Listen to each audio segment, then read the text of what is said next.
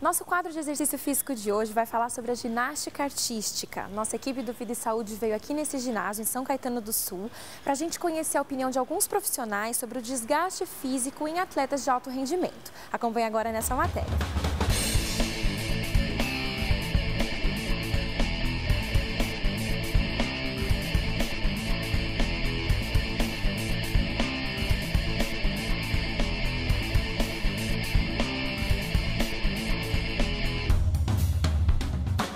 Nós temos o privilégio de ter desde a escolinha até os atletas de alto rendimento.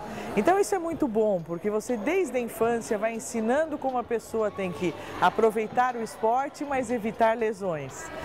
Junto com a parte psicológica, junto com a parte médica, junto com a parte nutricional. Então o meu papel aqui é avaliar se a criança está em condições físicas para fazer atividade física, se ela tem alguma peculiaridade no exame clínico, como eu sou pediatra também, então isso fica mais fácil, que possa promover alguma lesão, né, e que tenha que ser cuidada antes dela praticar o esporte. E eu também cuido do alto rendimento, aí já vendo se eles já têm alguma lesão mais crônica que precisa ser tratada. E também preparando para as missões, para as atividades de viagens. Então é um trabalho bastante amplo, mas é um trabalho muito gratificante. A ginástica ela exige que o atleta, no caso do feminino, inicie cedo, porque é uma carreira não tão longa. A menina com 16 anos ela se torna adulta. A maioria das meninas campeãs olímpicas, mundiais, 16, 17 anos nessa faixa etária. Já os meninos, para chegar nesse nível, demora mais tempo. Então, eles com 20 anos. Então, as meninas iniciam mais cedo. Então, dizem que o desgaste é muito, mas assim, nosso trabalho tem as pausas. Então, às vezes a criança está aqui dentro 4 horas, mas ela não está 4 horas fazendo atividade. Ela está sentada, ela está prestando atenção, aí você explica. Então, isso demora um pouco mais. Então, às vezes, meia hora que você gastou da sua aula é explicação, é teste, ela perceber o corpo dela. Aí depois, quando ela entende, ela faz um pouco mais de exercício. E dependendo do nível que ela está, ela acaba treinando um pouco mais. Então, você não precisa explicar tanto. Hoje nós vamos fazer isso, isso e isso. Ela já entende, ela vai e faz a tarefa dela, que ela tem que fazer. Nós, do masculino, temos 6 aparelhos. Solo, cavalo com alças, argola, salto, paralelas, simétricas e a barra. E o feminino tem 4 aparelhos, que é salto sobre a mesa, solo, trave e as paralelas assimétricas. Então, dentro do treinamento masculino, nós conseguimos trabalhar um pouco mais de força, nós temos um tempo maior, porque a ginástica masculina consegue ganhar um tempo a mais do que o feminino, porque quando o menino está com 18 anos, ele está começando a carreira dele como ginasta, ele chega numa equipe adulta, né, compete mais e tem uma carreira mais prolongada. O feminino, a carreira já é um pouco mais curta.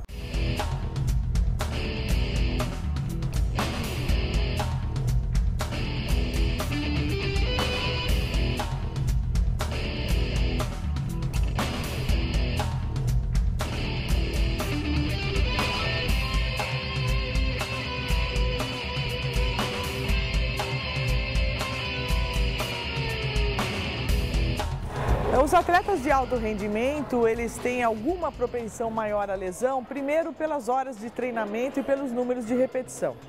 Então isso já torna a pessoa um pouco mais vulnerável, embora a gente tenha todo o cuidado, né? E isso é importante para prevenir lesão.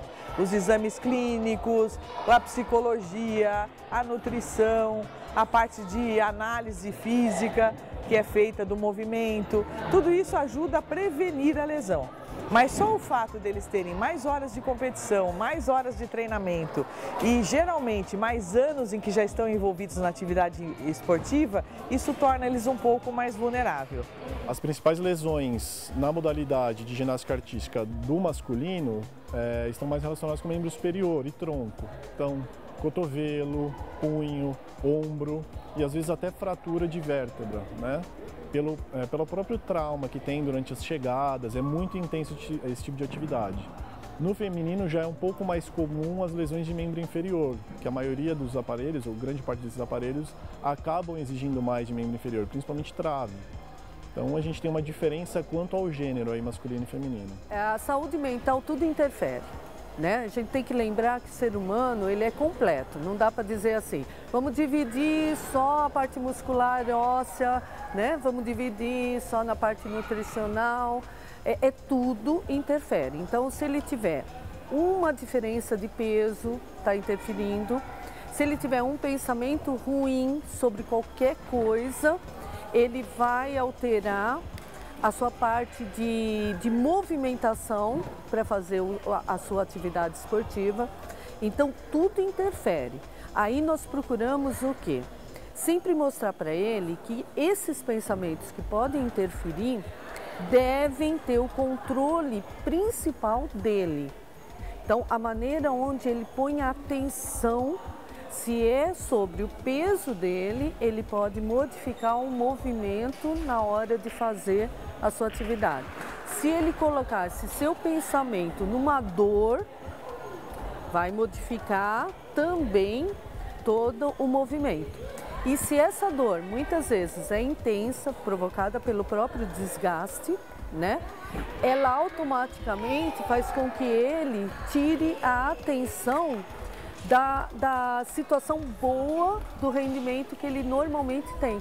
Sim, a alimentação ela está ligada à prevenção de lesões, no sentido de que quando estamos equilibrando os nutrientes na alimentação de cada um individualmente, a gente pode contribuir no sentido de melhorar a parte de recuperação, reflexo, então proporcionar um plano mais equilibrado no sentido de vitaminas, minerais também. Então o atleta fica mais estruturado dessa forma e evita com que ele perca reflexo e acabe se lesionando também. A biomecânica é uma ciência que te permite monitorar e avaliar o desempenho esportivo. Então, para a equipe, a correspondência desse trabalho é: será que existem formas de eu diminuir esse esforço durante a atividade, durante a execução de um elemento, durante a prática e a rotina de treino semanal? Diversas. Também tem diversas formas de você poder mensurar essa estrutura. Essa mensuração às vezes acontece do ponto de vista da observação. Em outros momentos isso acontece de uma maneira com um aparato eletrônico, com dispositivos automatizados para essa função.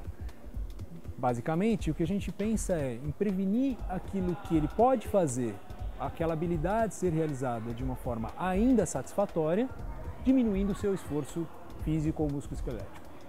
O papel do fisioterapeuta no atleta de alto rendimento, ele vai desde a parte preventiva até a própria intervenção. Então, o fisioterapeuta ele precisa entender primeiro da modalidade esportiva, né, que ele trabalha, e a partir daí criar protocolos de prevenção, entendendo as necessidades desse atleta. E obviamente que, como se trata de um atleta de alto rendimento, ele também tem riscos. Como o treino é extremamente intenso, pode acontecer de ocasionar algum tipo de lesão. E aí, nesse momento, o fisioterapeuta tem que estar preparado para fazer a melhor intervenção possível. O descanso é fundamental, porque é durante o descanso que o atleta consegue recuperar a parte muscular dele, né? Então, porque assim, quando a gente faz uma atividade física, sendo um esporte amador ou um esporte competitivo ou profissional, o nosso corpo entende aquele exercício como uma agressão. Então, a gente produz substâncias que são irritativas, né? Então, todo mundo sabe, quando vai para a academia, faz exercício com aquela dor muscular.